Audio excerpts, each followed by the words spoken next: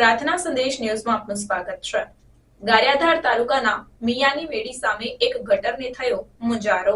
ભાવનગર જિલ્લાના ગારિયાધારમાં રતનવાવ રોડ મિયાની મેડી સામે RCC road વચ્ચે આવેલ ગટર છેલ્લા 2 મહિનાથી ઉભરાઈ રહી છે, પણ ગારિયાધાર નગરપાલિકાનું પેટનું પાણી પણ હલતું નથી। ત્યાંના આજુબાજુના દુકાનદારોએ 2 વખત નગરપાલિકામાં લેખિત મૌખિક અરજીઓ સાથે રજૂઆત કરવા છતાં તંત્ર દ્વારા હજી સુધી કોઈ નિવારણ આવતું નથી। આ road ગારિયાધારથી રતનવાવ road 5 Tobra Damnagar road કહેવાય છે।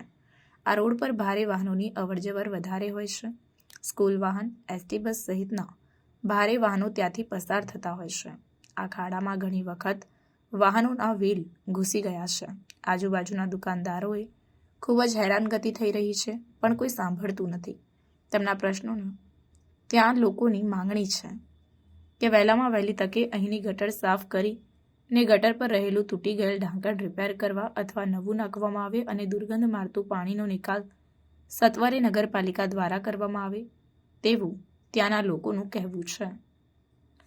Reporter Mukesh S Kantaria. જી આપનું નામ? સંજયભાઈ ડાભી।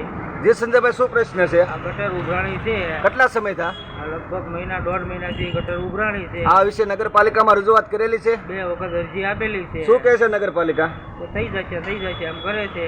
આ ગટરને લઈને, ઉભરાતી ગટરને લઈને કેવાક પરેશાન થાવ છો?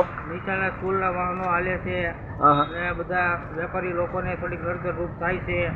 સમચાનના રથયાત્રા નીકળે એને થોડીક તકલીફ પડે બધાને, એવી રજૂઆત કરવામાં આવે કે ભાઈ નગરપાલિકાવાળા આની વાને કાર્યવાહી કરે। શું તમારી માંગ છે?